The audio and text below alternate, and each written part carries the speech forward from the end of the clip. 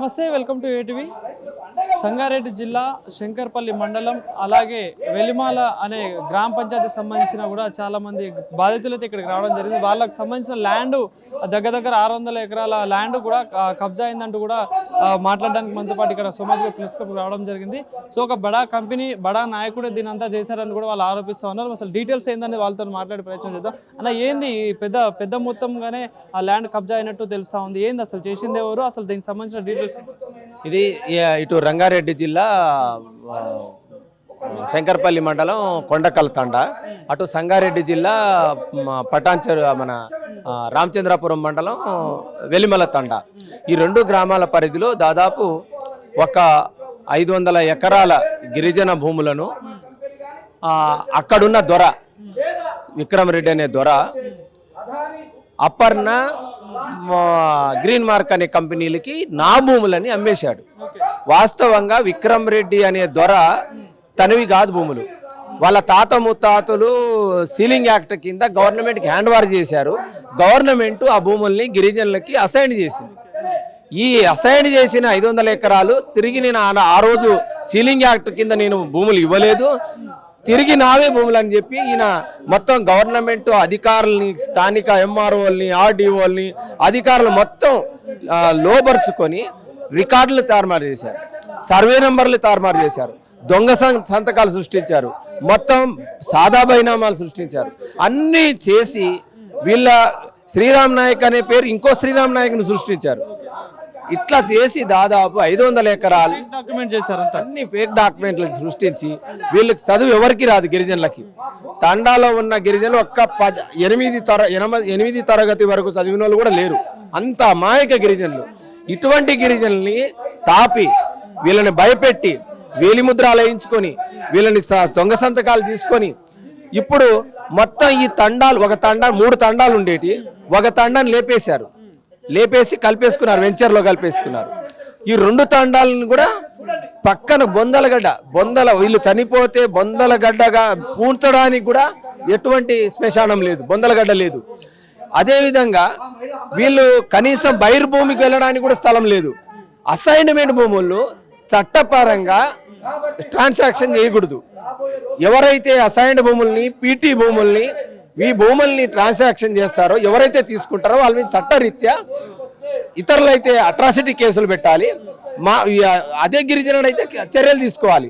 ఇక్కడ చర్యలు లేవు, అట్రాసిటీ కేసులు లేవు, మొత్తం ఎటువంటి ఏమి లేకుండా ఇప్పుడేం చేస్తున్నారు, తిరిగి గిరిజనులనే ఉల్టాగా వీళ్ళ మీద కేసులు పెట్టి భయపెట్టి బౌన్సర్లను తీసుకొచ్చి వీళ్ళ మీద దాడులు చేసి. ఇంత జరుగుతున్నా కూడా పోలీస్ స్టేషన్లు ఉంటాయి కదా, వీళ్ళు ఎవరైనా ఆశ్రయించాలా? మరి ఆశ్రయిస్తే పోలీసులు వెళ్ళారు, ఉల్టా వీళ్ళ మీద హత్యానేరం కేసులు పెట్టారు, రౌడీ సీట్లు ఓపెన్ చేశారు. గిరిజనులే వీళ్ళ మీద దాడి చేస్తున్నట్టు ఉల్టా చెప్తా ఉన్నారు. వీళ్ళని అంత అక్కడ అన్న కింది నుంచి పై స్థాయి అధికారులు మొత్తం అక్కడ అంతా వాళ్ళకి సరెండర్ అయిపోయారు. వీళ్ళని అసలు ఏమాత్రం పరిగణలోకి తీసుకోవట్లేదు. అందుకోసం ఏం చెప్తున్నది ఏంటంటే, ఈరోజు ధరణి వచ్చిన తర్వాత వీళ్ళకి కొమ్ములు వచ్చాయి. ఈ భూస్వామి దొరకి ధరణి వచ్చిన తర్వాత, ధరణిలో వీళ్ళ పేర్లు రికార్డు రావాలి. వీళ్ళ పేర్ల మీద రికార్డు రాకుండా ఎప్పుడో సీలింగ్ యాక్ట్ కింద విక్రమ్ రెడ్డి ఇచ్చిన విక్రమ్ రెడ్డి పేరు మీదే రికార్డులో ధరణిలో ఎక్కుతున్నాయి. అంటే ధరణి వల్ల ఎంత పెద్ద ఎత్తున ఈరోజు అధికారులు అక్కడ దొంగ సర్వే నెంబర్లు మార్చారు, దొంగ డాక్యుమెంట్లు సృష్టించారు, సాదా బైనామాలు సృష్టించారు. అన్ని చేసి ఈరోజు గిరిజనుల భూములు దాదాపు 450-500 ఎకరాల భూముల్ని ఈరోజు అపర్ణ గ్రీన్ మార్క్ కంపెనీలు. అంటే ఎందుకు కావచ్చు అన్న, అంటే మొన్న లగచర్లలో కూడా గిరిజనుల మీద దాడి చేశారు, ఇప్పుడు కూడా గిరిజనులు ఇట్లా గిరిజనుల భూముల మీద ఎందుకు పడతారు కావచ్చు? అసలు ఏంది దీని మీద ఎట్లాంటి యాక్షన్ తీసుకుంటే బాగుంటుంది? అంటే గిరిజనుల అమాయకులు, గిరిజనులు ఎందుకు వస్తున్నారు, గిరిజన భూముల్ని ఎందుకు తీసుకుంటున్నారంటే, ఆనాడు సీలింగ్ యాక్ట్ కింద వాటన్నిటి మీద గిరిజనులకి, దళితులకి అసైన్ చేసింది ప్రభుత్వం. ఇప్పుడు ఈ అసైన్ చేసిన భూముల్ని రికార్డులు తారుమారు చేసి ఈజీగా కొట్టేయచ్చు, డబ్బులు ఇవ్వకుండానే కొట్టేయచ్చు. అదే పట్టా భూములు అయితే డబ్బులు రికార్డు ఉంటాయి కదా.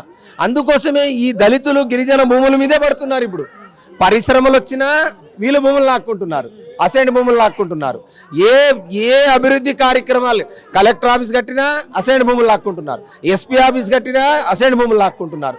ఏ కార్యక్రమం చేసినా కూడా ఈరోజు లాక్కుంటున్నారు, వీళ్ళ భూములనే లాక్కుంటున్నారు. మొత్తం అక్కడ 20 అడుగుల గోడలు కట్టారు. అపర్ణ దృష్టికి వెళ్ళిందా మరి, ప్రభుత్వం దృష్టికి వెళ్ళిందా? దీని మీద ఏమైనా చర్యలు తీసుకోవాలని కోరుకుంటున్నారు? నేషనల్ ఎస్టీ కమిషన్ కి కంప్లైంట్ ఇచ్చాం, గిరిజన సంఘాలు ఇచ్చా, బాధిత గిరిజన రైతులు కూడా ఇచ్చారు.